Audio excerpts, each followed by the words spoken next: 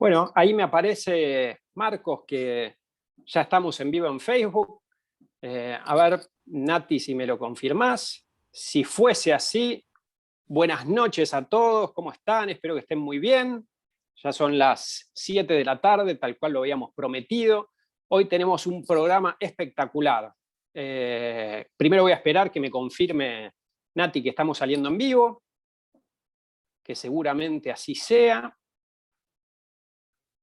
Yo todavía no lo estoy viendo reflejado en nuestra página de Facebook, pero seguramente así sea porque tenemos un pequeño delay.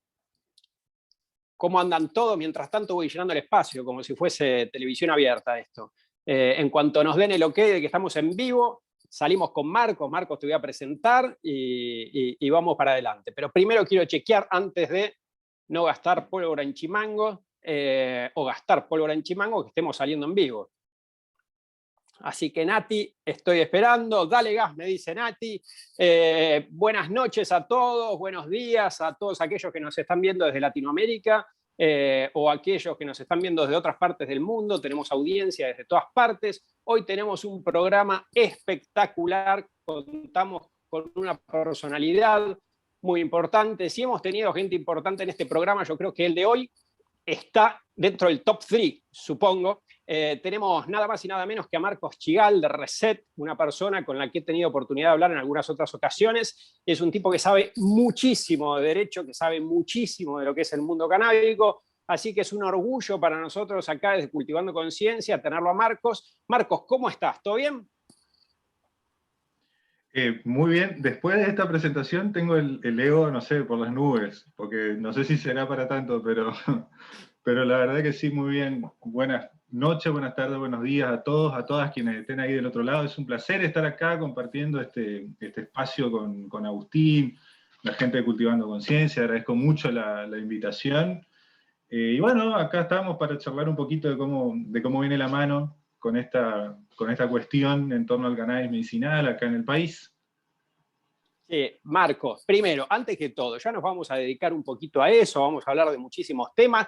Tenemos, le aviso a la gente, invitados especiales que van a entrar a modo de programa televisivo por bloques. Pero antes que nada, te veo ahí con la remera de Reset y quería preguntarte, ¿qué es Reset? Para la gente que se está metiendo, la que es de nuestra, claro, ahí te veo con la remera, que es de nuestra comunidad y que bueno, que estén un poco enterados de qué es Reset y qué es lo que hacen. Bueno, Reset es una organización de derechos humanos, nace aproximadamente hace 4 años, ya casi de existencia, en función de que, bueno, confluye un determinado grupo de personas que se interesa por las políticas de drogas en términos generales y que esas políticas sean respetuosas de derechos humanos. Lo que caracteriza a Reset es que, además de hacer un abordaje integral en todo lo que tiene que ver con las políticas de drogas, ese abordaje que hace es interdisciplinario y la problemática es abordada desde la interdisciplinariedad. Confluyen ahí un hermoso grupo de personas y de profesionales de diferentes ramas, digamos, hay abogados, abogadas, hay psicólogos, psicólogas, trabajadores sociales, periodistas, en fin. Tratamos justamente de abarcar todo lo que tiene que ver con las políticas de drogas y ese abordaje interdisciplinario es lo que caracteriza a la organización, digamos. La verdad que estoy muy contento de formar parte de Reset. Sí, yo estuve viendo ahí en la página que tienen ustedes oficial, son una cantidad de personas impresionantes, como vos decís, de todas las disciplinas. ¿Y qué significa esto que estén abocados a una política de droga que sea respetuosa de los derechos humanos? Sí, mira, bueno, ya alrededor de las 60 personas estamos ya integrando Reset, con presencia en más de la mitad de las provincias del país, lo cual nos pone muy contentos y nos llena de orgullo, digamos. Bueno, decías por qué las políticas tienen que ser respetuosas de derechos humanos, y básicamente porque venimos o estamos inmersos, particularmente en nuestro país, en un sistema prohibicionista que lo que hace es desconocer las libertades individuales, libertades de elección que tienen las personas por elegir consumir determinada sustancia, y por esa simple elección, hoy por hoy, lo que hace y consecuencia del prohibicionismo es la criminalización, estigmatización.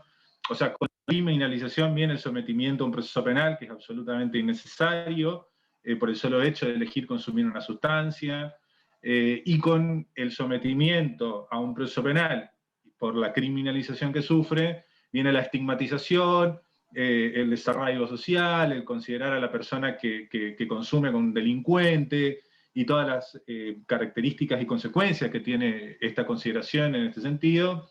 Y lo que buscamos son políticas que respeten las libertades individuales y las garantías personales en cuanto a elegir consumir determinadas sustancias, fundamentalmente que no sean criminalizadas esas personas, y que el abordaje sea integral implica que si esa persona, por algún motivo, termina con algún problema de consumo, lo que sea que fuere, termine absorbida por el sistema de salud, y se le dé la atención que necesita, y no por el sistema penal, como es lo que actualmente sucede. Por supuesto que no vamos a llegar hasta esa situación cuando desde el Estado se informa específicamente qué es lo que sucede con el consumo de determinada sustancia, qué consecuencias genera, si lo va a consumir en qué contexto, que es lo que se conoce hoy como políticas de reducción de daños, que es el boom, digamos, en lo que respecta a políticas de drogas, y el abordaje desde ese lugar hace que fundamentalmente se respeten los derechos de las personas, básicamente y fundamentalmente no sean criminalizadas. Totalmente, totalmente. Y nuestro país creo que tenemos, después vamos a hablar de eso, primero quiero dedicarme a otras cosas, pero tenemos infinidad de personas que han sido detenidas por cultivar o que han sido detenidas por tener en su poder estupefacientes. Después vamos a hablar un poco de cuáles son los riesgos, cuáles son los casos riesgosos, cómo podemos en todo caso minimizar los riesgos o evitar en el hipotético caso de que nosotros seamos una persona que se dedica al cultivo de cannabis, cómo minimizamos los riesgos para no terminar detenidos. Pero bueno, en esto de una política respetuosa de los derechos humanos, ¿qué habría que cambiar en nuestro país? ¿Qué ley habría que cambiar? ¿Qué modificación habría que hacer desde el punto de vista, ya sea normativo, legislativo, como para que demos un pasito a favor de la no criminalización de este tipo de casos, respetando, hemos tenido conversaciones respecto a esto, respetando que se debe criminalizar el narcotráfico, ¿no? Pero no atacando a aquellas personas que consumen o atacando a aquellas personas que cultivan cannabis, ya sea con fines medicinales o con fines recreativos. Si bien el cannabis medicinal está contemplado en una ley y hoy en día está siendo permitido, el cannabis recreativo podríamos traer el fallo Arriola para decir que fue despenalizado. Digamos, los dos están contemplados. No se tendría que atacar a ese tipo de personas. Bueno, ¿qué es lo que habría que cambiar en nuestro país para dar un avance o para avanzar en ese sentido? Bueno, fundamentalmente lo primero que hay que hacer es con un cambio, modificación legislativa en la ley de drogas actual, la 23737, lo primero que hay que hacer es despenalizar las conductas vinculadas al consumo. Vos mencionás mucho el cannabis y la marihuana, qué sé yo, pero cuando hablamos de despenalización de conductas vinculadas al consumo no tiene que ver con las sustancias, sino que tiene que ver con las conductas humanas, y en ese sentido hay que despenalizar las conductas vinculadas al consumo. Nuestra ley de droga hoy por hoy castiga a quien cultiva o siembre y lo haga también para consumo personal. Está criminalizada la persona que tiene droga, cualquiera sea la droga que tenga, para consumo personal. Después hay situaciones vinculadas al consumo que también están criminalizadas, el consumo con ostentación, la preconización del consumo, todas estas figuras que verdaderamente son, primero que desde el punto de vista penal, dogmático ya es un problema porque anticipan la pena a un momento de lo que se conoce como iter criminis. No quiero hablar difícil, hoy recién estábamos hablando de que no había que hablar así, pero en lo que sería el camino delictual se criminaliza o se penaliza situaciones que no salen de la esfera personal sin perjudicar a terceros, que es lo que decía la Corte en el fallo de Arriola, como vos bien dijiste. Entonces me parece que lo primero que hay que hacer es despenalizar conductas que están asociadas a lo que es consumo de sustancias en la ley de drogas. Y después, si uno quiere ir un paso más adelante, sería avanzar en un abordaje distinto que el que tenemos hoy, que es la penalización en cuanto a la sustancia en sí.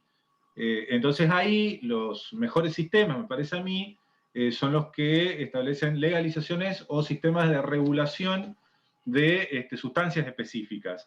Y si uno quiere comenzar por probar a ver cómo sería un sistema que regule sustancias como alternativa incluso al prohibicionismo, que es lo que hizo Uruguay, que es lo que hizo Canadá, que es lo que hizo un montón de estados en Estados Unidos y en Europa también, debería empezarse ahí sí por el cannabis, porque es la sustancia ilegalizada de mayor consumo a nivel mundial y a su vez es la que menos daño causa en su consumo. Incluso causa muchísimo menos daño que el alcohol o el tabaco, que sí son sustancias que están legalizadas y que tienen su regulación específica. Entonces, concretamente, despenalizar conducta vinculada al consumo y avanzar en regulación de sustancias, digamos. Estoy completamente de acuerdo, y vos mencionabas al alcohol, ¿no? Y si uno mira ese código de barras, ¿no? Ese cuadro que hay respecto a la peligrosidad que tienen las drogas, la cantidad de muertes que genera por año y demás, y uno analiza todas las sustancias, la primera de todas, la que genera más muertes, la que genera más adicción, la que genera más problemáticas sociales y vinculadas a la familia, es lejos y por amplio margen, aunque parezca mentira, el alcohol, mucho más que otras sustancias que uno podría considerar o pensar que son muchísimo más nocivas, como podría ser la heroína, la cocaína, las anfetaminas, y todas esas ocupan lugares de segundo, tercero, cuarto y otro orden, pero la que más complicaciones genera y la más problemática de todas es el alcohol. Así que es absolutamente cierto, ¿no? Que es una locura que tengamos al alcohol absolutamente permitido y en este caso, y nosotros, porque venimos de Cultivando Conciencia, nos referimos al cannabis, pero otras drogas que generan muchísimo menos problemas que estén prohibidas. Sí, a ver, vos me estás dando pie a hablar sobre otras cuestiones que Roxana, que debe estar escuchando, Roxana no debe estar viendo, mandamos saludos cuando aparece el gato ahí atrás. Yo tengo el gato de atrás. La puerta, pero así es, estaba molestando. Sí, lo que pasa es que afuera se congela este. Sí. Sí, acá no se congela, pero está fresquito. Me está dando pie para hablar sobre una cuestión que es fundamental, que quiero tomarme solo 2 o 3 minutos porque de esto podríamos hablar horas seguidas, y yo que me encanta, digamos, sobre todo.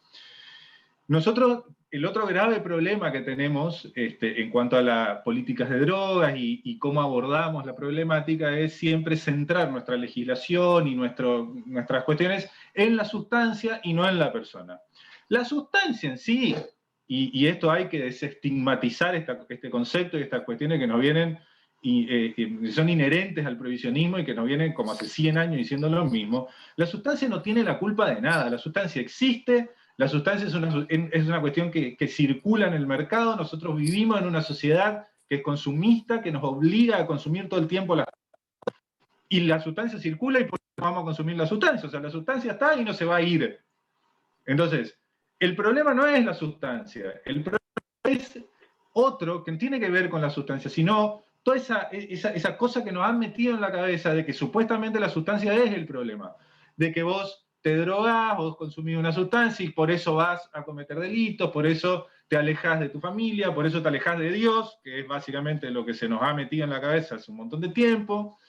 Y estos son conceptos que lejos de estar en lo cierto, que están absolutamente errados, sobre estos conceptos se basa toda la legislación nuestra y en materia, y a nivel internacional, Convención del 61 y Convención del 71 de la ONU, que son las convenciones que un poco regulan lo que tiene que ver con las sustancias, establece un sistema de fiscalización internacional, que no quiero meterme mucho en esto, pero así es la línea que se nos ha bajado, y nosotros como Estado hemos adoptado ese mismo sistema.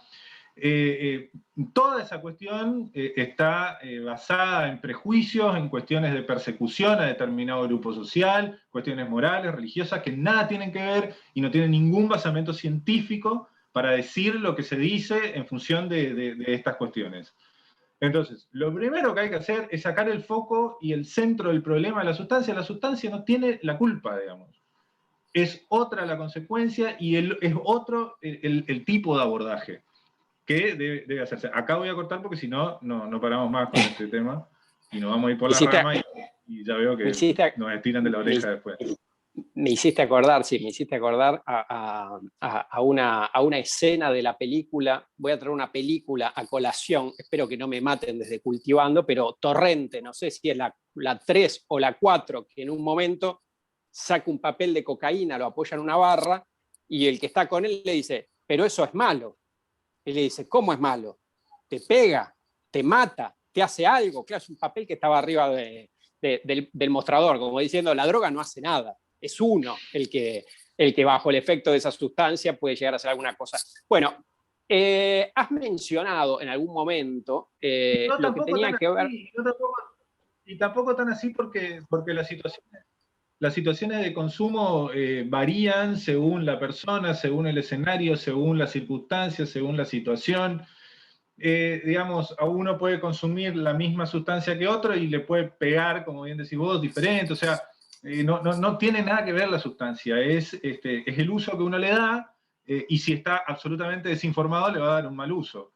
Pero bueno, no quiero seguir extendiéndome en esto. No, totalmente, y tenés 100% de razón. Bueno, parte de todo esto es la razón por la cual estás vos acá hablando con nosotros, y es muy interesante lo que vos estás diciendo. Y más que nada, desde nuestro campo, desde la visión que tenemos nosotros, desde Cultivando, desde todas las asociaciones canábicas, la estigmatización que se hace sobre, en nuestro caso, digo, sobre el cannabis. El cannabis que, más allá de haber sido metido en las listas con otras drogas muy peligrosas, tiene la particularidad, a diferencia de otras drogas, que tiene unos beneficios para la salud muy grandes. Razón por la cual nuestro país, en el año 2017, no me voy a cansar de decirlo, ha dado un gran paso en materia de legislación, en materia de avanzar desde el punto de vista normativo en la implementación de la ley 27350, que es la ley de cannabis medicinal. ¿Qué pensás? ¿Qué fue lo que generó la ley 27350? ¿Te parece que fue un avance legislativo en nuestro país? Con todo respeto, no. Pero con todo respeto, ¿no? O sea, no quiero... Me gusta generar polémica. En verdad sí, me gusta generar polémica. Está bueno. Pero yo no creo que haya sido un avance. No creo. Y voy a dar mi opinión en 2 o 3 minutos. Tratar de dar. Ya que estábamos hablando de las convenciones sobre estupefacientes de la ONU, la Convención del 61, que es la primera convención que establece un marco normativo a nivel internacional sobre lo que sería el control de determinadas sustancias, establece, no vamos a entrar en las listas y qué está en cada lista, no importa, pero esas convenciones, la del 61 y sobre todo la del 71, que agregó sustancias que en el 61 no existían, esas convenciones establecen un sistema de fiscalización de las sustancias. Es decir, la comunidad internacional creyó conveniente que sobre determinadas sustancias haya un control por parte de los estados que firman la convención. Nuestro país, que es firmante de esa convención, adopta ese sistema. Pero esa convención, al margen de tener estas listas prohibicionistas y qué sé yo, establece una cosa que es sumamente importante y creo que hay que destacar, que es una especie de obligación hacia los estados partes, que es de permitir el avance en investigaciones con finalidad científica o médica respecto de esas sustancias, es decir, que están incorporadas en esas listas. Nuestro país, firmante de una convención que obliga a los estados partes a permitir avances en regular cuestiones que tengan que ver con la investigación científica o médica de sustancias que están prohibidas, necesita una ley específica para incorporar esa convención al derecho interno. No vamos a entrar en este tema, pero bueno, nosotros tenemos incorporada la convención por una ley que en este momento no recuerdo el número, yo para los números soy muy malo, pero es una ley de hace 60 años, porque la convención es del 61. Entonces, si nosotros ya tenemos una ley que permite, mejor dicho, no que permite, que obliga a los estados a brindar facilidades para avanzar en la investigación científica, médica, terapéutica, como se te ocurra, que de hecho pasa con la morfina, con un montón de heroína, con un montón de sustancias que están prohibidas por la convención y que no tienen una ley específica. Entonces, nosotros, ¿por qué necesitamos de una ley específica para el cannabis? Esta es la pregunta que me hago. ¿Por qué? Si ya tenemos una ley de hace más de 60 años que permitía. Entonces, si nosotros lo que queríamos en el 2017 era legislar sobre esta cuestión, ¿era necesario, me pregunto, era necesario con una normativa que ya lo permitía hace 60 años? Nosotros venimos de una situación, o nuestro país, mejor dicho, se caracteriza por tener un montón de leyes que nadie entiende. Nosotros que nos dedicamos a esto tampoco las entendemos. Imagínate gente ordinaria, común y corriente que no se dedica a estudiar leyes y qué sé yo.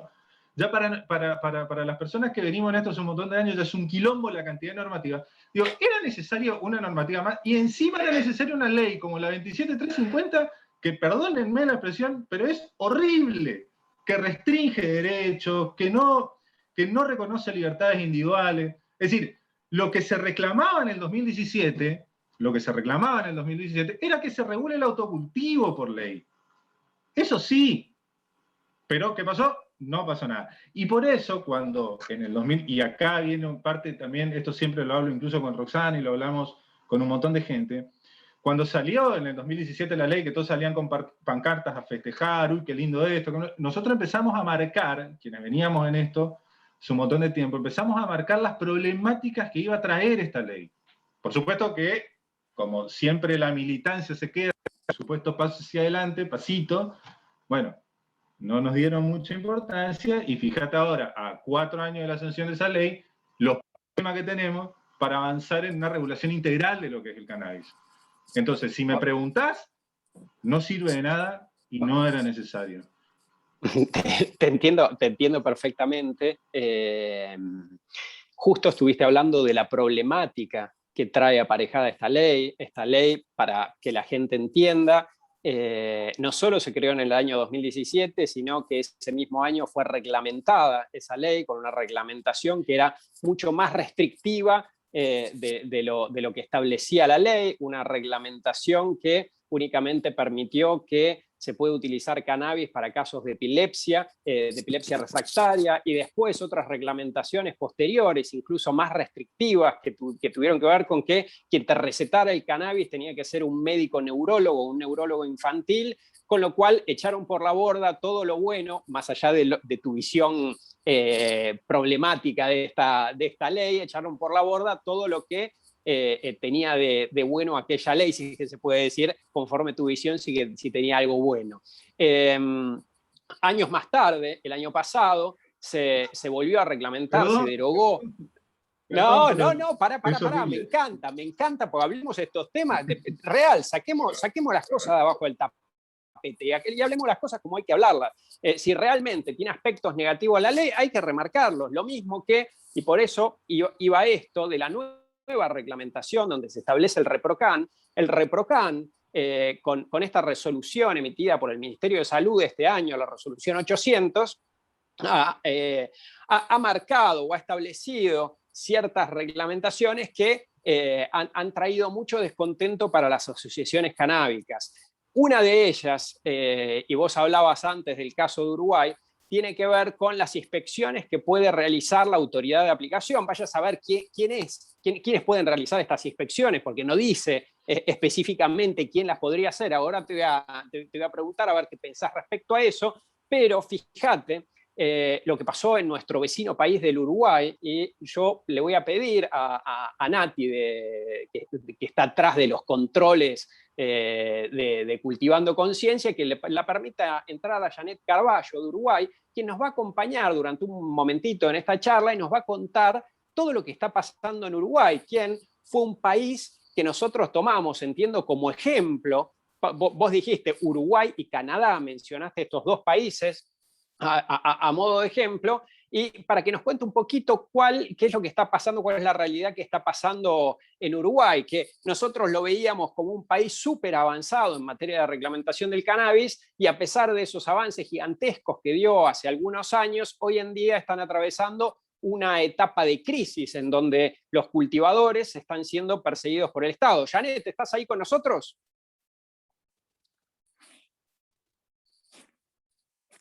Ahí está, Janet, te vemos. ¿Vos nos ves a nosotros? ¿Nos escuchás bien? Nosotros no te escuchamos, Janet. ¿Ahora me escuchan? Impecable, mejor imposible. ¿Cómo estás, Janet? ¿Todo bien? Muy bien, todo muy bien acá, recopilando los datos para decir bien de lo que está pasando en nuestro paisito.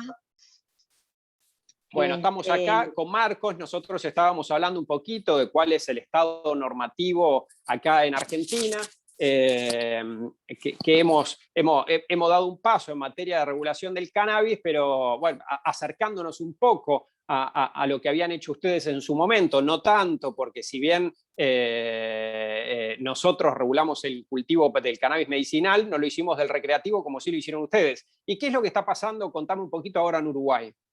Bueno, acá empezamos al revés, empezamos por la ley 19.172, que es la parte recreativa. Ahí está del 2013, nunca tuvimos ningún problema con esa ley. Después en el año pasado, en el 2019, sí, en el 2019 se aprobó la 19.847, pero no se reglamentó y cambiamos de gobierno. Al cambiar de gobierno cambió todo el papel de la 19.172. En este momento lo tengo acá por que lo tenemos, caso 1, hombre, 39 años, el Colorado le decían, de Canelones, 6 plantas, en regla, estaba todo en el correo autorizado, cosecha de 3 kilos de flores, hoja, rama, porque empezaron todo, hoja, rama, todo en fresco, apenas con 48 horas de realizada la cosecha, prisión preventiva en Santiago Vázquez. Caso 2, 35 años, Punta Rubia, 6 plantas en regla, se allana por error en un mega operativo, sufre destrucción de propiedad, violencia extrema por parte del personal policial, habiendo concurrido al juzgado local. Se le explica que el procedimiento fue un error de domicilio porque le rompieron toda la casa, le rompieron todas las plantas. Bueno. Caso 3, hombre, 38 años, en Pando, Canelones, se le allana por denuncia anónima, cosecha en verde, que le sacaron todo, 2,5 kilos, emplazado, abogado no aceptó juicio abreviado. Ese es el Oíme una caso cosa, 4. Janet, te hago una pregunta. Todas estas personas estaban autorizadas para cultivar, ¿correcto? Sí, tenían todo en regla. Nosotros tenemos que ir con un papel que sea, no sé, de la Luz, de OCE o de Antel, al correo, que vos vivís en esa casa con la cédula de identidad, firmás, y ahí te dan la autorización para tener tus 6 plantas. Cualquier persona, cualquier uruguayo puede tener sus 6 plantas en floración, ¿está? Pero esto nunca habíamos tenido problema desde el 2013 hasta ahora, nunca habíamos tenido problema de nada. Ahora empezó este gobierno y con el ministro del Interior, que bueno, ahora cambiamos porque falleció, la verdad que fue tremendo, ha sido, porque teniendo todo en regla, los drones, yo en el patio de mi casa tuve un dron y no tenía ninguna planta. Janet, me gustaría preguntarle a Marcos su opinión respecto a lo que vos estás planteando, tomando en cuenta de que nosotros tuvimos, a diferencia de lo que vos estás contando, te diría la situación inversa, desde el punto de vista normativo, en donde nació una ley al amparo de un gobierno y cuando se modificó el gobierno, lo que hizo fue reglamentar nuevamente esa ley y cambiar radicalmente y abrir muchísimo el juego. Es decir, Marcos, y volviendo, por eso... Claro, por eso quiero la visión de Marcos, que me encantó la visión que tuvo sobre la ley 27350, que es nuestra ley de cannabis medicinal. Marcos, ¿vos pensás que en nuestro país podría suceder algo parecido si nosotros volviéramos a un gobierno más de derecha que el gobierno que tenemos actualmente? Bueno, primero quiero saludar a Janet, ¿cómo estás? Un placer estar acá con vos, la verdad es muy lindo y te quiero decir que los problemas que tienen ustedes, que imagino son un montón, conozco de la situación por gente que vive ahí, bueno, los que estás contando vos, son problemas de regulación. Nosotros tenemos todavía problemas de prohibición y la persecución a gente que cultiva y a gente que consume es aún mayor. Entonces, no es un aliciente para vos, pero por lo menos es para que nos ubiquemos. Llevo muy de cerca todo lo de Argentina, tengo muchos amigos argentinos, estuve en la Expo que hicieron, estuve en Tucumán también, he estado, y siempre estamos en contacto con gente de ahí, porque estamos todos en la misma lucha, como digo yo, Latinoamérica tenemos que aparte sobre las drogas, fíjate que le sacamos 60 millones de dólares al narcotráfico. En una encuesta que se hizo, se sacó 60 millones de dólares al narcotráfico. Y ahora a pequeños productores que antes siempre, todos los que teníamos la cosecha, llevaban, probaban. Yo no fumo cannabis, sí lo uso de forma medicinal. No puedo fumar cannabis, me hace muy mal, no fumo cannabis, pero sí tomo los aceites. ¿Tá? Soy fitoterapeuta, herborista, técnica en botánica medicinal y todo lo empecé después de los 52 años. Yo me curé de un cáncer de esófago y estoy desde el día 1 de que nos reunimos para la ley 19.847 del cannabis medicinal. Se votó en diciembre del 2019, pero hasta ahora se ha reglamentado. Es decir, que los pequeños productores que queríamos ser legales, salir de la zona negra que estamos, estamos en stand-by. La ley hasta ahora no se ha tocado. Y no es por falta de que nosotros, de iniciativas nuestras, porque hemos hablado, ya no nos queda. Sé que la pandemia ha atrasado muchísimas cosas, que el Ministerio de Salud Pública con esto de la pandemia, pero la ley quedó ahí, entonces nosotros ahora, Janet Carballo, fitoterapeuta, que tiene un laboratorio que se está habilitando para hacer fitoestrato, como dice la ley, que queríamos ser todos legales, tenemos todo trancado. Y yo estoy arriesgando hoy por hoy que me lleven 8 años. Si vienen a mi casa, a mí me lleva 8 años. Janet, tengo más pena por donar los aceites que le doy a los niños de una fundación de acá de Uruguay, que es de síndrome de West y epilepsia refractaria, que yo se los preparo a esos niños. Tengo más pena por donar que por vender un aceite. Janet, ¿cuál es el miedo que tienen los cultivadores allá en Uruguay hoy en día? ¿Qué es lo que anda pasando con el Estado que se ha puesto más firme con esto de las inspecciones y con esto del control? No, es que las inspecciones siempre las tuvimos, porque antes te venían a mí, te vienen a inspeccionar a ver si vos tenés tus 6 plantas en flora, ¿tá? Podés tener 6 plantas en flora y después tener 6 esquejes para cuando esas 6 plantas, ¿tá? No tenías problema. Ahora, lo que pasa es que en el IRCA, es el organismo que a nosotros nos regula, radió el secretario de la Junta de Drogas, es el que se puso firme porque el ministro del Interior pidió los datos de los autocultivadores, que no los podía pedir porque eso era por ley. Entonces están haciendo mal las cosas desde el vamos. Porque fíjate que ahora todos estos casos que tenemos son gente que está inscrita en el correo para tener sus 6 plantas. Un solo señor que tenía 16 gramos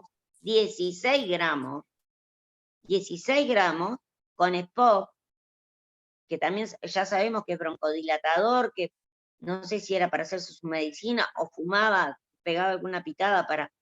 Y bueno, ahora lo llevaron y está detenido con problemas cardíacos, 16 gramos, que podemos tener 440 gramos en nuestro domicilio, que es la cosecha anual que podés tener.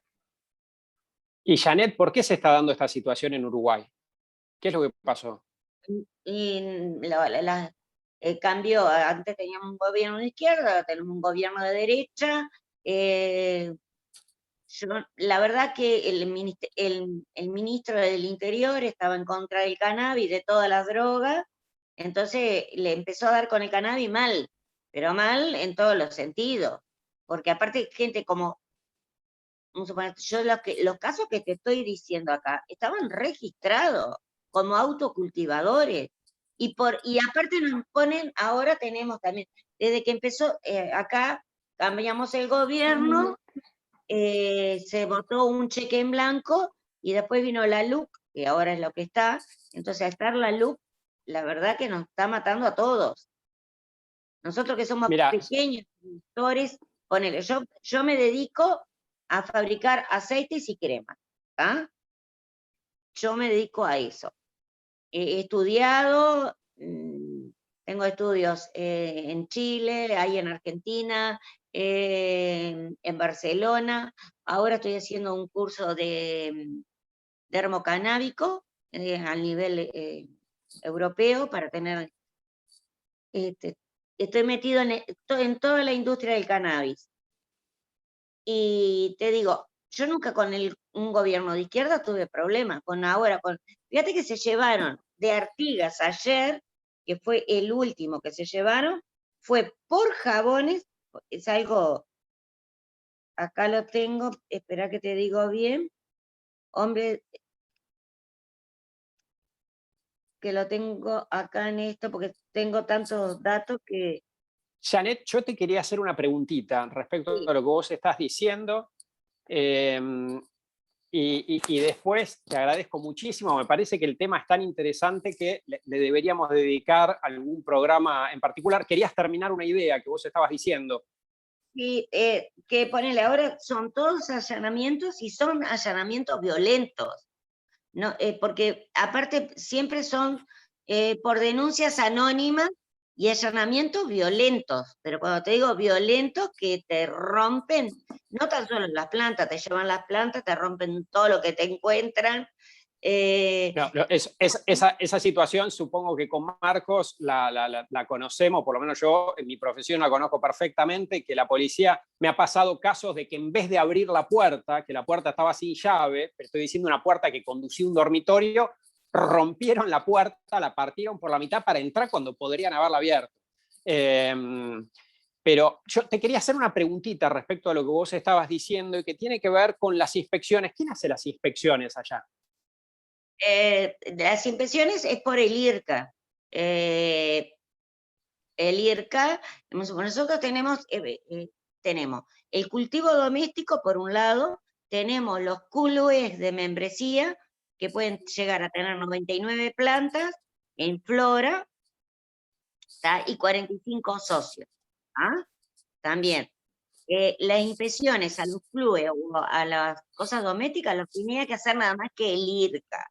El IRCA. ¿Tá? Tenemos el IRCA es el que tendría que venir a los clubes, va el IRCA. A los domicilios siempre son denuncias anónimas, como yo digo, anónimas, que no sé hasta cuándo son anónimas, y que querían saber quién éramos los que plantábamos, que tampoco eso, menos mal que eso el secretario de Droga, Radio, hizo hincapié de no dar nuestros datos, porque si aflojaba, aparte, bueno, acá sí va, somos 60.000 personas que estamos registradas. No, Janet. 62.000 personas registradas. Porque también Janet, tenemos tres vías. Tenemos la vía del autocultivo, la vía de los clubes y la vía por comprar en farmacia. Que vos pones tu huella digital, vas, te registras, después vas con tu huella digital y ahí retiras de la farmacia a un precio muy bajo. Y podés llevar hasta 40 gramos mensuales. ¿Tá? Janet, Esas tres oíme una cosa. legales. La verdad que lo que estás contando es muy interesante, me parece, como lo hablamos antes y como lo hablábamos con los chicos de Cultivando, que le tenemos que dedicar un programa entero a esto. Nosotros estamos acá con Marcos, te agradecemos muchísimo haber participado, habernos contado un poquito cuál es la problemática que existe en Uruguay. Tenemos un poquito de temor que nuestro país siga los mismos pasos, esperemos que no sea así, pero bueno, te agradecemos muchísimo el haber estado con nosotros, el haber participado, y quédate más que tranquila que vas a estar invitada nuevamente a otro de estos vivos que nosotros organizamos. Cuando quieran organizamos desde UPAC, y también tenemos estos datos que yo te doy ahora. Hoy tuvimos un Zoom, la coordinadora de cannabis, con los parlamentarios, y por eso estaba todo el acta que se mandó. Después, si quieres, te la mando, todo lo que hoy se planteó hacia los parlamentarios, porque están cometiendo errores garrafales. Y es del Ministerio del Interior, no tiene la culpa. El Ministerio del Interior, la verdad que estamos, yo lo digo así, estamos como en una dictadura en secreto, así, porque estamos pasando lo mismo que pasaba en el tiempo de la dictadura. Por 16 gramos vas a llevar a una persona con EPOC y con problemas del corazón, que acá fuman en la calle y todos andan con los fasos. Desde el 2013, estamos 2021 y atrasamos cuántos casilleros. Y la parte medicinal, que todavía no fue votada por todos los parlamentarios y todavía no la han reglamentado, la ley 19.847, que estoy desde el día 1 que se está haciendo esa ley, que se luchó para que estuviera dentro de la ley, se luchó para que estuvieran los pequeños productores y no nos dejaran afuera, para que viniera la biofarma, porque sabemos... Te entiendo perfectamente. Te entiendo perfectamente. Nosotros estamos ahora a muy poquito tiempo de que se venga una nueva ley en nuestro país que tiene que ver con esto de los pequeños productores que vos mencionás. Tenemos los mismos miedos que ustedes respecto a un retroceso en los avances legislativos que hemos tenido. Y bueno, oíme, te agradezco muchísimo haber participado, nos diste el pie para que hablemos de algunas cuestiones que tienen que ver con lo que está pasando en nuestro país, y seguramente nos vamos a ver muy pronto, Janet. Te mando un beso grande, muchísimas gracias, y nos vemos muy prontito. A las órdenes, a las órdenes. Un placer. Chao, hasta luego, Janet. Marcos, chao. Marcos, oíme una cosa, sí. Esto que contaba Janet, ¿no? de los allanamientos... Sí, me habías preguntado si creía que podíamos llegar a un sistema de regulación. Y la verdad que si no creo en eso, en poder avanzar hacia una regulación integral, en el caso del cannabis en particular, de la sustancia, no tendría que dedicarme a otra cosa. Yo la otra vez hablaba acá con la gente y les decía que tendría que dedicarme a proteger los derechos de las ballenas del sur con Greenpeace, para que no vengan los japoneses y los chinos a matarla, digamos. O sea, si no creyese que podemos avanzar en ese sentido, no estaría acá, digamos. Creo 100% que podemos hacerlo. Por supuesto que el contexto político depende muchísimo de eso. Hoy decía la innecesariedad de la ley 27350, bueno... nace en un contexto que era difícil pretender, o no sé, yo pensaba que se podía avanzar en el autocultivo, pero no se pudo, y bueno, salió una ley que generó muchísimos más problemas. Lo que hizo esta nueva administración con el decreto 883 del año pasado fue un avance enorme en el sentido de reconocimiento de derechos de las personas que cultivan, pero volvemos a lo que hablaba hace 20 minutos. La reglamentación de la ley nueva que sale en noviembre del año pasado solamente utiliza la porción de la 27350 vinculada con el registro, porque la autorización para cultivar no viene por la 27350, sino que viene por el artículo 5 de la ley de drogas. Es decir, nosotros podíamos haber avanzado en una autorización para cultivo a partir de una decisión política de la autoridad de administración sin necesidad de contar con la ley 27350. Nuevamente, un punto más a mi favor sobre la innecesariedad de esa ley horrible y nefasta. Total, porque hay que contarle a la gente que el artículo complicado, para que entienda la gente, de la ley que criminaliza lo que es la ley de estupefacientes, la ley 23737, que es el artículo 5, dice expresamente el que sin autorización o con destino ilegítimo, y después enumera las conductas que son complicadas y las conductas que son complejas, las que podrían acarrear una pena alta, que eso es lo que genera que uno pueda estar privado preventivamente de la libertad. Y vamos a meternos un poquito de lleno en este capítulo, en este tema que a mí me interesa mucho y que supongo que a la gente también le interesa mucho, que tiene que ver con aquellas personas que están hoy en día detenidas por cultivar.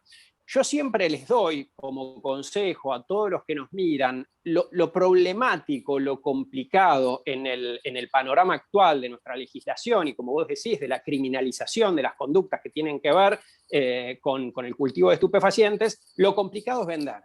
Si vos no vendés, si vos no comercializás estupefacientes, la realidad jurídica, o no voy a decir la realidad jurídica, la lógica jurídica indicaría que vos no tendrías que tener problemas. Es decir, en el mejor de los casos se aplicaría el precedente del fallo Arriola, por lo tanto tu conducta quedaría contemplada en el artículo 19 de la Constitución Nacional y sería una conducta privada que está exenta de la autoridad de los magistrados, y en el peor de los casos que no quede esa conducta despenalizada, si no estamos hablando de una pena grave, podría la persona terminar haciendo tareas comunitarias para que no le queden antecedentes. Pero el problema más grande que tiene una persona es cuando la acusan de comercializar, porque cuando te acusan de comercializar empezás a jugar en las ligas mayores, donde la pena arranca en los 4 años. Y al tener una pena que arranca en los 4 años, en el hipotético caso de que a vos el día de mañana te apliquen una sentencia condenatoria, sería de cumplimiento efectivo. Es decir, te meterían preso, no podrías obtener una condena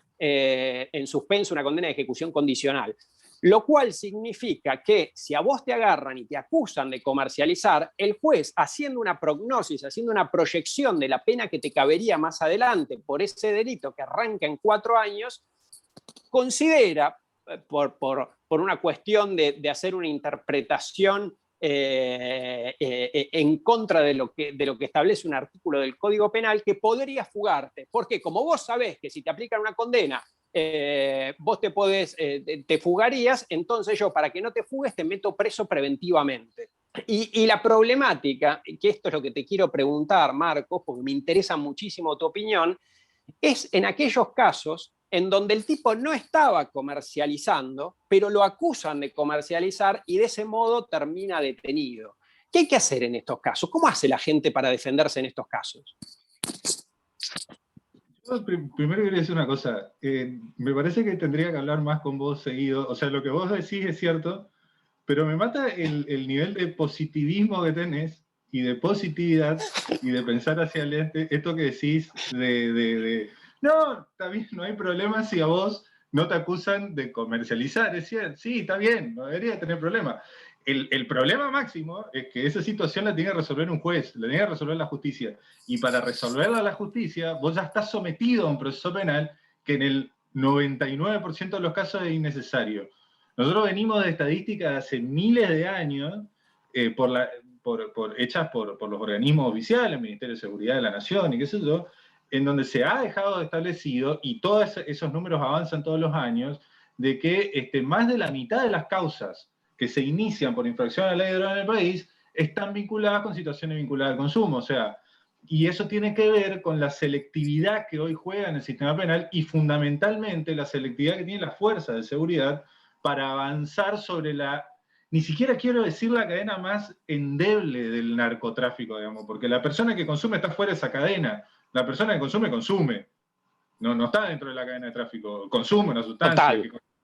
Que como está ilegalizada, tiene que ir al mercado ilegal para poder consumir y para poder hacerse la sustancia. Pero esa persona está fuera de la cadena de tráfico. Y la selectividad del sistema, y sobre todo de la fuerza de seguridad, hace que esa persona, como es la más vulnerable, sea la que más susceptible esté de ser criminalizada y penalizada. Después, ¿qué uno tiene que hacer para poder defenderse en ese tipo de... ¿sí? Espera, porque te quiero decir algo con lo que vos estás diciendo, de esta selectividad, y yo noto un doble factor de selectividad.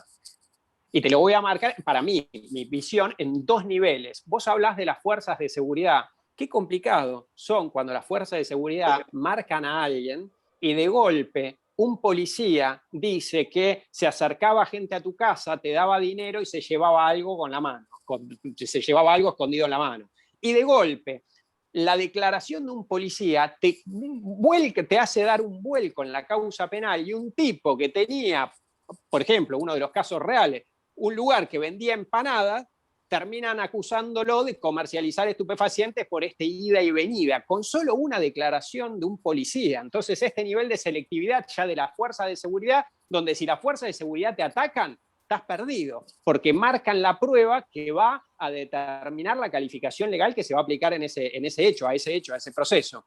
Y punto número 2, la selectividad que uno tiene cuando entra ya dentro del marco del proceso, tanto con el juez como con el fiscal, donde ellos deciden si te acusan o no, ellos deciden si está despenalizada esa conducta o no. Y es, de golpe, un caso, a mí me tocó en lo particular un caso, un chico que lo agarraron con pastillas de éxtasis en la puerta de un boliche, que lo agarraron con 9 pastillas de éxtasis, lo criminalizaron, tratamos de decir, la conducta está despenalizada, no lo despenalizaron, lo siguieron persiguiendo por tenencia simple, mientras otro caso donde lo habían agarrado con 15 pastillas de éxtasis, con no sé cuántos cartones de LSD y con marihuana, habían dicho no, queda dentro de la esfera de la privacidad de las personas. Entonces, queda a criterio del juez y a criterio del fiscal cuáles son los casos que acusan y cuáles no, ¿no? Es como esta selectividad que vos decís se ve perfecto. Sí, un poco amplio lo que dijiste, pero el tema de las fuerzas de seguridad es fundamental, porque son las que reciben las famosas denuncias anónimas y después le llevan información a la justicia, sea a un juzgado o a un fiscal. El tema es después cómo te interpreta la justicia. La justicia tiene la presunción de comercialización y tiene íncita esa presunción de comercialización y no le va a importar. O sea, vos te encuentran con droga fraccionada, cualquier sustancia, droga fraccionada, por ahí alguna balancita o un poco de dinero antes de baja denominación, ahora no tanto por la inflación que hay, pero ya te encuentran con eso y ya te presumen la comercialización. La ley de drogas criminaliza de la misma forma al que vende 1 gramo al que vende 1000 toneladas, porque el delito es el mismo y tiene la misma pena. Entonces, ya partiendo de esa base, es difícil después tratar de defenderse y decir, no, yo tengo la droga fraccionada porque acabo de comprar, tenía una balanza porque no quería que el dealer me meta el perro diciendo, bueno, me vendió, yo le pedí 10 gramos y me vendió 8, 7, entonces tengo mi propia balancita para que no me joda el dealer, digamos. Entonces, todas estas cuestiones, por supuesto que tienen su problemática base en la criminalización y penalización de conducta vinculada al consumo, y esto va a seguir pasando en la medida en que estas conductas sean delito para la ley de drogas. Pero es muy difícil pasar en un sistema así, y es muy difícil después tratar de probar lo contrario en la justicia, que ya te interpreta o te presume la comercialización ante determinados parámetros y que existe esa situación en una causa en particular.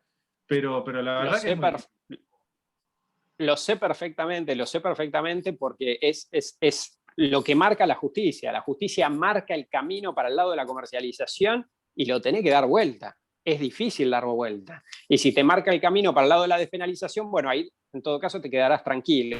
Tengo una pregunta. Quiero aclarar una cuestión. Cuando hablamos de despenalización, no es una despenalización expresa, es simplemente que nos referimos a lo que fue el fallo de la Corte de Arriola, que hoy los tribunales inferiores, por suerte, suelen seguirlo, en la mayoría de las causas, pero la conducta sigue siendo criminalizada, sigue siendo delito, no está despenalizado efectivamente. Ojalá avancemos en eso. El primer paso que hay que dar es despenalizar las conductas vinculadas al consumo. Después vemos cómo seguimos, pero en principio eso. Ya que te tengo, te voy a hacer una pregunta, porque yo sé que vos sos una persona que sabe mucho de derecho. Tenemos un tema. Y después, primero te voy a hacer otra que venía a colación con lo que vos estabas diciendo. ¿Te parece que modificando la pena mínima del artículo 5 solucionaríamos todos los problemas? La bajamos a 3, le ponemos de 3 a 15. Y entonces que los jueces ponderen en aquellos casos en donde la venta sea al menudeo o sea menor, le podés aplicar una pena de 3 años que sea en cumplimiento en suspenso. Digo, no sé, la lanzo. O hay que sacarlo de ahí. No, ¿Cómo hacemos? no, ¿Cómo hacemos con la persona que hace aceite? Escuchate esto, persona que hace aceite, ¿no? Tiene un montón de pacientes que le demandan aceite. El tipo se dedica a cultivar su plantita, a extraer el aceite y a darle para que una señora le duela menos la espalda, para que un nene tenga menos convulsiones, para que el señor pueda dormir de noche, para que el que tiene cáncer no la pase tan mal. Y a ese tipo lo estás castigando con 4 a 15 años de cárcel. Una locura. A ver, dos cosas diferentes. Lo que primero decías, hay una especie de doble visión. Para mí, bajar el mínimo en los casos de narcomenudeo no soluciona nada. No soluciona nada. Tocar las penas no soluciona en lo absoluto la problemática si todavía sigue siendo criminalizada determinadas conductas. Es cierto que la venta al menudeo debería de tener un tratamiento distinto a la venta, comercialización a gran escala. Es cierto eso, pero la problemática no se soluciona con tocar penas, se soluciona de otra forma. Para mí. Ahora, desde la visión de una persona como vos que ejerce... Desde la visión de una persona como vos que ejerce la profesión, que está todo el día lidiando con este tipo de cuestiones, cuando le bajan el mínimo y tiene la posibilidad de que su cliente salga en libertad, es una solución extraordinaria y genial, porque hace que el proceso, esa persona pueda continuar en libertad. Entonces, para mí, que yo no ejerzo la profesión, trabajo en un juzgado, para mí no soluciona la problemática, pero sí entiendo de que para quien está en la lucha diaria en la calle todo el tiempo, lidiando con esta problemática, es una salida sumamente interesante para que la persona por lo menos espere el proceso en libertad o transite el proceso en libertad y que después eventualmente, si sea condenada ante una eventual primera condena, sea de ejecución condicional, y eso es un tremendo logro para quien ejerce la profesión. Después, en relación a lo otro que decís, que tiene que ver con la persona que fabrica aceites y que desinteresadamente dona su producción, esa persona, como bien decías vos recién, no tiene el destino ilegítimo que exige el artículo 5 de la ley de drogas, porque no está introduciendo al tráfico ilegal su producto, porque no hay comercio ahí. El destino ilegítimo tiene que ver con el comercio ilegal, con el tráfico ilegal, con lo que se conoce como narcotráfico, específicamente. Y con la nueva reglamentación de la ley, 27350, a partir de la autorización a la que pueda acceder por el mismo artículo 5 que la criminaliza, estaría exenta de pena, o mejor dicho, de criminalización, porque ya tiene la autorización para poder hacer lo que desinteresadamente lo hace. Entonces, esa situación, hoy por hoy, en principio, tendría que tener una solución favorable para la persona que desinteresadamente dona su producción. Pero bueno... Pero momento. Nos encontramos con la problemática de la resolución y todo eso. Ojo, porque yo no me estaba refiriendo a los casos de quien hace el aceite y lo regala, que eso sí, y de todos modos, si lo hiciera no a título oneroso, estaríamos en una calificación no tan grave, pero aquel que produce aceite y se lo vende a los pacientes que realmente lo necesitan, es decir, vende un producto derivado del cannabis, por lo tanto, en principio debería ser considerado como comercialización de estupefacientes, pero ¿cómo vas a hacer? Y yo me pongo a pensar en el principio de culpabilidad, ¿no? De cómo vas a hacer para meter un tipo que está haciendo un bien, que está haciendo algo que realmente está bien lo que hacen de ayudar a la gente, de ayudar a que la gente pueda ejercer ese derecho a la salud, y terminan siendo acusados de comercialización. Igual entiendo tu postura, esta gente no es acusada de comercialización, tendría la escapatoria de que el destino de lo que está produciendo no es ilegítimo, entonces entramos en este segundo aspecto del artículo 5, el que sin autorización o con destino ilegítimo, es decir, el destino es legítimo, pero volvemos al escenario que vos me habías dicho de la selectividad, queda a criterio de un juez la interpretación esta que vos estás haciendo.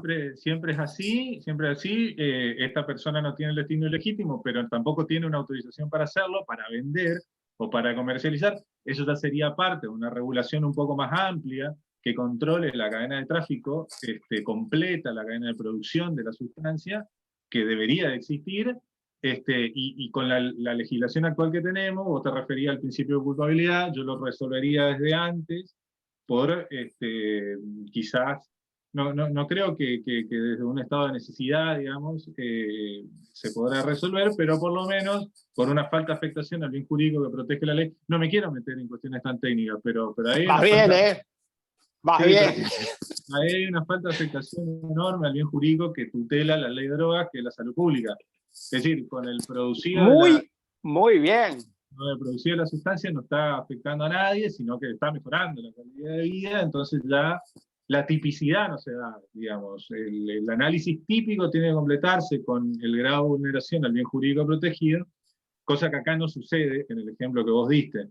Pero no quiero... 100% de razón. Con conceptos muy técnicos. Pero para.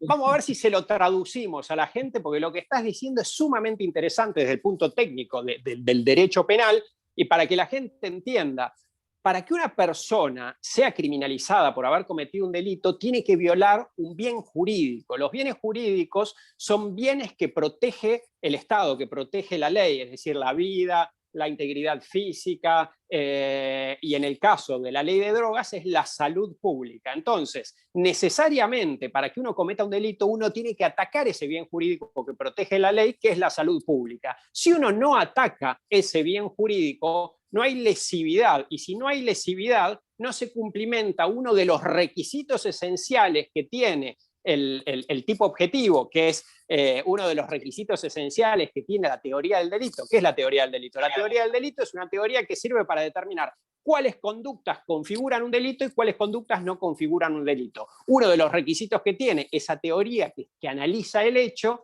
o que analiza la conducta de la persona es la tipicidad, es el tipo. Y en el tipo está el principio de lesividad. Si vos no afectaste el bien jurídico protegido, si vos no afectaste la salud pública, entonces tu conducta no configuraría delito, sería atípica. Entonces, Marcos, la rompiste ahí, la rompiste, la descosiste. Sí, igual, ¿se escucha bien ahí? Porque a mí se me escucha mucho. Perfecto.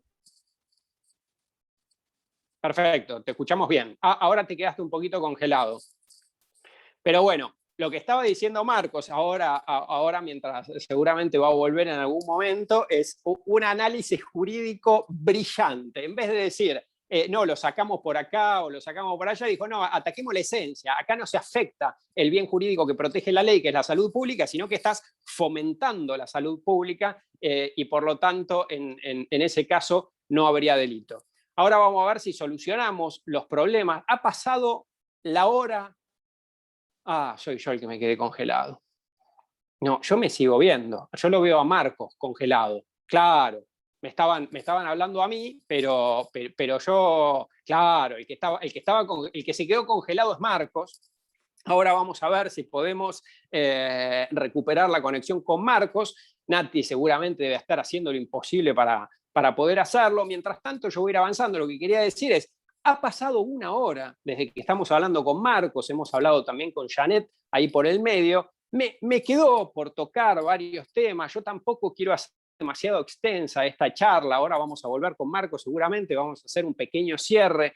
Quería que él me cuente un poquito de un artículo que él explicó. Pero bueno, aprovecho, ya que estamos entre nosotros, para decirle a todos ustedes esta cuestión que veníamos hablando con Marcos de cuáles son las situaciones complicadas y las situaciones que en principio podrían ser más laxas en lo que respecta a una criminalización de nuestra conducta. Yo sé que mucha gente hoy en día cultiva cannabis. Esto es una realidad social innegable, que hay mucha gente que cultiva cannabis. Y el miedo que tiene la gente, que era algo que yo quería tocar en esta charla, pero ha pasado el tiempo de modo tan veloz que no me ha sido posible, es el miedo a ser detenido. Nosotros sabemos constantemente de que existen una infinidad de casos de personas que por el simple hecho de cultivar, por el simple hecho de tener plantas en su casa, termina siendo detenida. ¿Y cómo hacemos para evitar ser detenidos? lo más importante de todo, y es lo que les digo siempre, es alejémonos de aquellas conductas, de aquellos tipos penales, de aquellos delitos que son graves. ¿Cuál es el delito grave? Siempre la comercialización. La comercialización de estupefacientes es el delito complicado. ¿Por qué? Porque arranca con una pena de 4 años. Entonces, si a vos te aplican el delito de comercialización de estupefacientes, lo más probable es que te metan preventivamente preso para después, en el marco del proceso, realizar la investigación penal, producir todos los elementos de prueba que se van a producir en ese expediente, en ese proceso, y después determinar al final, a través del juicio oral y público, si... está bien, me están diciendo que se le tildó a Marcos, ahora seguramente vamos a retomar la comunicación, pero bueno, en el marco de ese proceso uno podría terminar detenido. Entonces, para no correr ese riesgo, lo que yo siempre recomiendo es no comercializar. Digo, uno hace de su vida lo que quiere y uno no está en esto de no hagas esto, no hagas aquello, pero yo lo que les digo desde mi perspectiva, desde la perspectiva de una persona que conoce la ley, de que conoce la justicia, de que ha intervenido en una cantidad de procesos que tienen que ver con los estupefacientes, es la comercialización es lo complicado. Después vamos a tener otro universo de casos, es aquellos tipos que no comercializaron, pero que los acusaron de comercializar, y ese es un universo de casos muy interesante desde el punto de vista jurídico y muy problemático y muy grave desde el punto de vista humano, porque todos sabemos lo que es la cárcel, y para todos ustedes que seguramente vieron esta serie, ¿cómo se llamaba? El Marginal, en donde se hace una visión cinematográfica, hollywoodense, de lo que es la cárcel. La cárcel no es eso que mostraron en El Marginal, sino yo creo que la cárcel es algo mucho más grave, porque cuando una persona entra en una cárcel, lo que uno ve ahí adentro es terrible, es nefasto, y a mí me ha tocado, a raíz de mi profesión, conocer los diferentes complejos penitenciarios que hay en diferentes lugares. Cuando hablamos de la ley de estupefacientes, son complejos penitenciarios federales.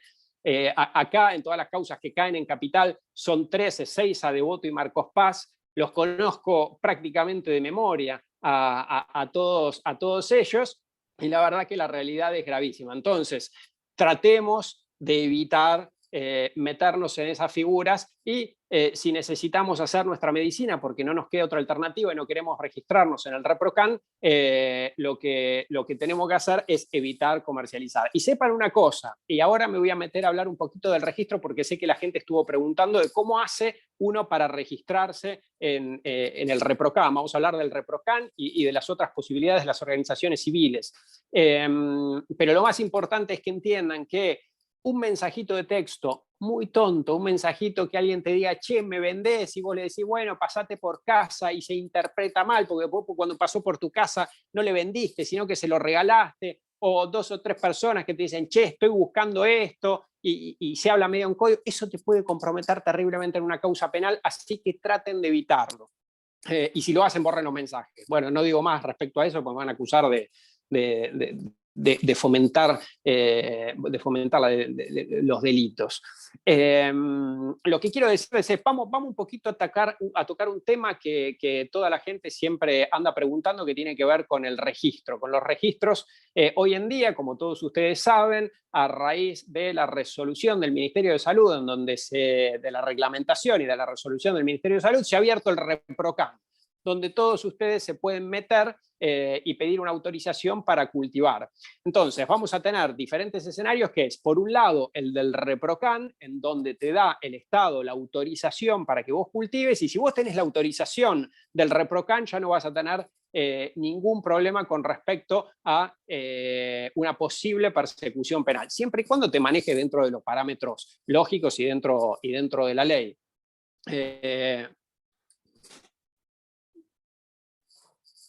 Momento, justo me entró una llamada telefónica, razón por la cual se me fue la pantalla.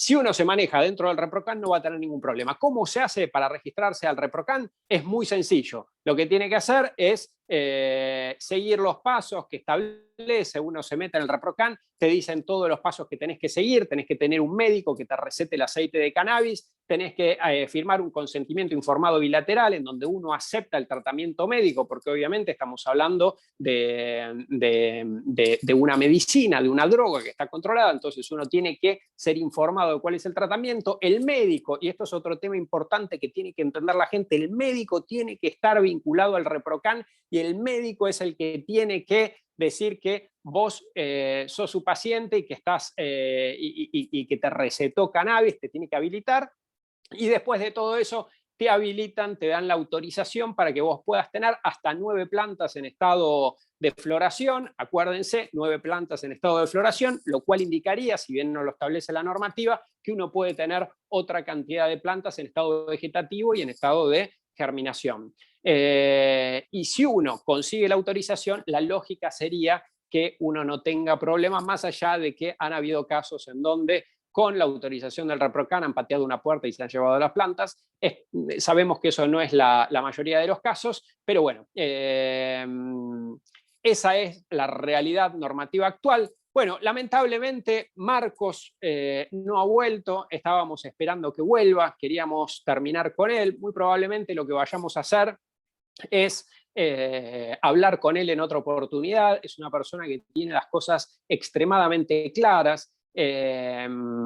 Ustedes han visto que la tiene clarísima, no solo desde el punto de vista de lo que es la ley, de la visión de esta política de drogas respetuosa de los derechos humanos, sino también desde lo chiquitito, cuando lo hemos pinchado y lo hemos tratado de chicañar, como se dice en la jerga de los abogados, respecto a cuestiones menores, ha salido airoso de la situación, y no solamente eso, sino que nos ha dado respuestas desde el punto de vista práctico que sirven para el ejercicio de la profesión, que fueron magníficas. Por otra parte, tenemos otro universo de casos. Si bien tenemos todos los casos que tienen que ver con la autorización del ReproCan, tenemos otro universo de casos de todas aquellas personas que dicen: yo no quiero estar en el ReproCan.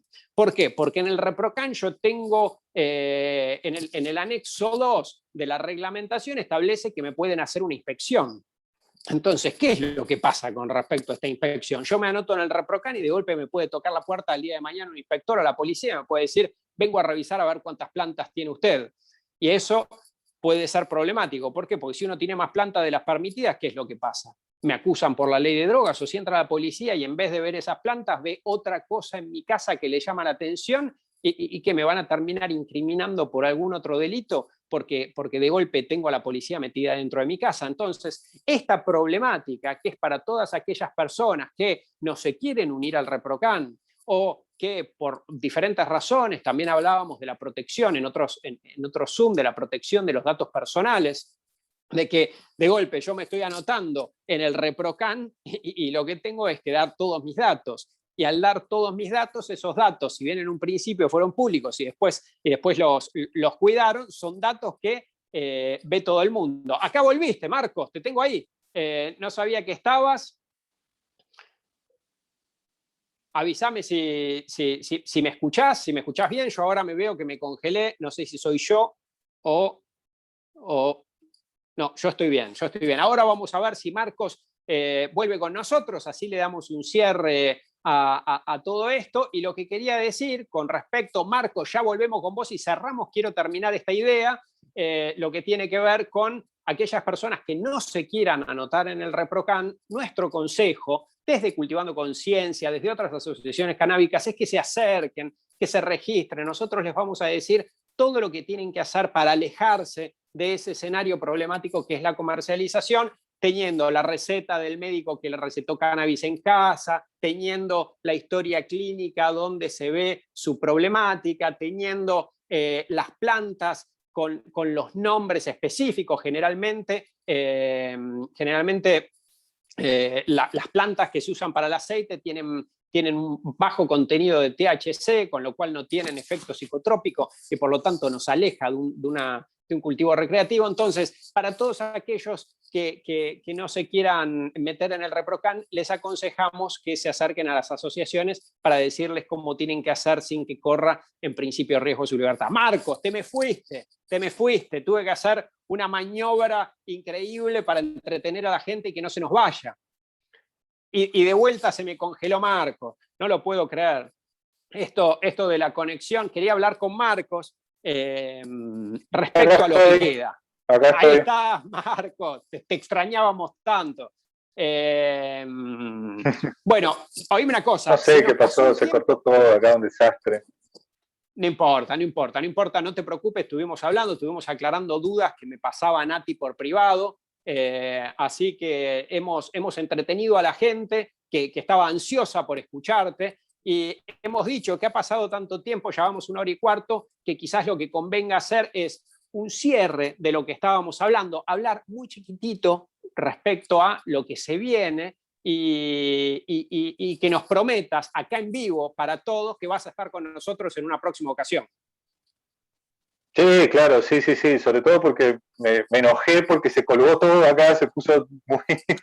todo, no quiero decir que la selectividad de la fuerza de seguridad hizo algo, pero bueno, porque no quiero pensar mal, pero sí, claro, voy a estar nuevamente acá.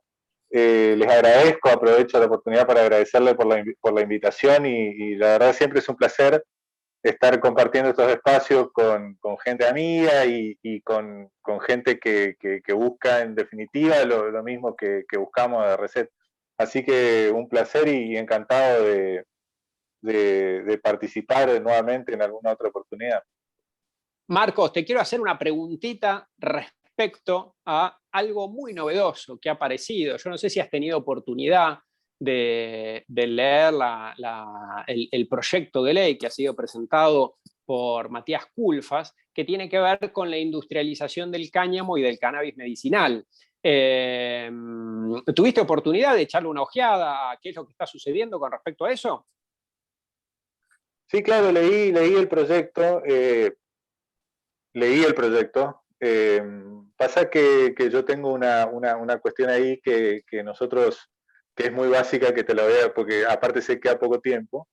Pero, una visión negativa, me adelanto.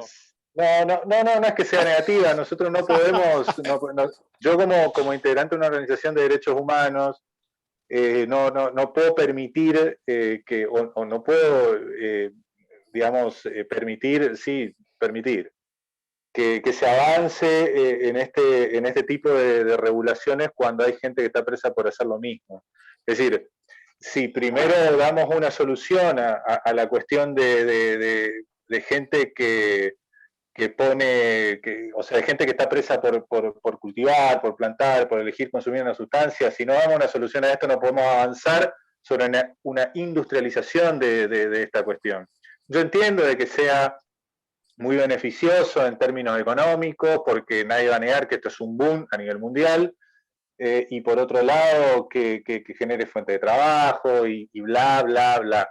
Pero la verdad es que no podemos permitirnos avanzar en el comercio, en estas cuestiones que tienen que ver con lo económico y con lo comercial, cuando todavía tenemos gente que está vulnerada en sus derechos fundamentales, porque la meten presa por plantar. Entonces, primero que solucionen y que den una solución a la problemática que significa la criminalización de personas que consumen y la criminalización de personas que eligen cultivar la planta, y que después, si quieren avanzar en la fabricación de papel higiénico con cáñamo para usarlo cuando salen del baño, me parece fantástico. Pero que primero den una respuesta una solución a las personas que están presas, y después sí avancen todo lo que quieran. Óyeme, Marcos, me dejaste el pie para el próximo programa. Te quiero un ratito, por lo menos, para que hablemos exactamente de este tema, que era uno de los temas que más quería tratar en esta charla, que tiene que ver con todas aquellas personas que están detenidas por cultivar sin comercializar. Sin comercializar. Sí, claro, me encanta, sí. Quiero hablar de ese escenario de casos, quiero hablar de ese universo de casos, de aquellas personas que están presas por cultivar sin comercializar, que les adelanto a las personas que nos están mirando, lo vamos a dejar para otra oportunidad. Hoy les hemos dado muchísima información, les hemos dado términos específicos, le hemos hablado de toda la gente, hemos tocado lo que está pasando en la región, hemos hablado un poquito de la industrialización, tema sobre el que volveremos en una próxima entrega, y lo dejamos esto en el tintero y picando para la próxima. Marcos. Sí, porque aparte nosotros, te completo lo que decís, desde Reset, que voy a mandar saludos a los chicos y a las chicas de Reset, porque si no después me matan porque no mando saludos, y no quiero irme sin decir que tengo el honor, para mí es un honor participar y formar parte de Reset, de lo que para mí es el mejor grupo, o el grupo humano, el mejor grupo humano de personas que se dedican a la cuestión de política de droga en el país, y hasta incluso, me animo a decir, de la región, y de Reset, que me toca co-coordinar el área de litigio estratégico. Seguimos muy de cerca este tipo de casos, y para un próximo encuentro podemos dedicarnos más a este tipo de casos que mencionás, que la verdad son muchísimos y necesitaríamos una charla totalmente aparte para hablar sobre esto. Podemos traer algunos casos que ejemplifican esta cuestión. Me parece que te diría que prácticamente es un programa entero de tensiones, de tensiones de esta naturaleza. Me parece que es un programa entero, así que vayamos pensándolo. Vamos a hablar con Nati a ver cómo es la grilla de los próximos programas y vamos a ver cuándo lo mechamos, porque me parece que es un tema muy interesante. Hasta incluso podemos traer algunos casos concretos o alguna persona que nos venga a contar cuál fue su experiencia personal, así la gente se entera de qué es lo que está pasando a nivel nacional con esto de la criminalización de las personas o de las conductas que tienen que ver con la utilización de estupefacientes. Marcos, ha sido por mi parte un placer absoluto, inmenso tener esta charla con vos desde el punto de vista personal y desde el punto de vista técnico, porque me pareció magnífica. Te dejo para que digas lo que quieras. Le quiero mandar yo también un saludo a toda la gente de Reset y a todo lo bien que están haciendo. Te dejo que hagas un cierre y después vamos a mandar los saludos y vamos a contar qué es lo que va a pasar en el próximo martes, ¿no? Bueno, nuevamente agradecer a ustedes por la invitación y por dar el espacio para hablar sobre estas cuestiones. Mando inmensos saludos ahí a la gente de Cultivando Conciencia, sobre todo a Roxana, que la adoro, me parece una persona genial. Y bueno, un agradecimiento especial a la gente que estuvo conectada, hasta incluso en el bache que me fui y ahora volví. Pero enorme agradecimiento a esa gente que está ahí del otro lado, escuchando hablar sobre por ahí algunas cuestiones que aburren un poco en terminología jurídica, pero que, bueno, son necesarias hablarlas. Así que enorme saludo a esa gente que está ahí del otro lado, escuchando y aguantándonos. Y nuevamente a disposición para cuando quieran invitarme, acá estaré. Muchísimas gracias, Marcos. Sos un genio, la tenés clarísima en lo que respecta a derecho y te agradezco muchísimo que nos hayas iluminado con conocimiento. Por otra parte, le quiero comentar a la gente, simplemente a modo de, ¿cómo se llama cuando terminan en misa y cuentan avisos parroquiales? ¿Se llama eso? De avisos parroquiales. Sí. Avisos parroquiales. Próxima semana, martes, gente, programa imperdible. Se va a desmitificar uno de los mitos más grandes que hay en relación al cannabis medicinal, que tiene que ver con el embarazo. Es algo que creo que nos interesa a todos los que somos padres, a todos los que van a ser padres en algún momento. ¿Qué pasa con el cannabis en el embarazo? El doctor Joseph Rosado nos va a estar ilustrando en relación a ello y nos va a responder todas las preguntas que le querramos hacer. Marcos, te mando un abrazo inmenso. Muchísimas gracias por estar acá. Muchísimas gracias a toda la gente que nos acompañó durante esta hora y 24 minutos de programa y quedamos para una próxima entrega de Legales para hablar con Marcos respecto a las detenciones de gente por cultivar. Beso grande para todos. Muchísimas gracias, Marcos. Chau, chau. Chau, chau. Enorme beso para todos también y todas. Chau, chau.